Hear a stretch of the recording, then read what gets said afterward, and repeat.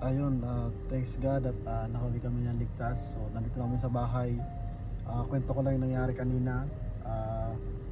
Nung pauwi na kami galing Edmonton, inabot kami ng snowstorm. So pagdating dito sa may Olds, Alberta, medyo matulas na yung daan.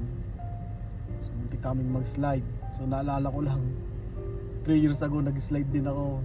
So salamat talaga sa Panginoon at nakauwi kami ng ligtas. Lagi niya kami ginagabayan. So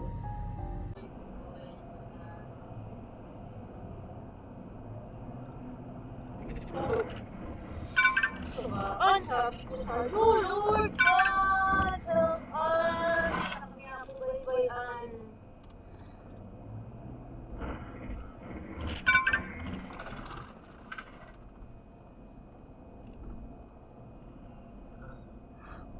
Sinabi ko kasi, hindi man makinig.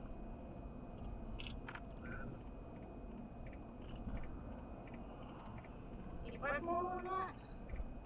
Sa gilid ko pwede mong break.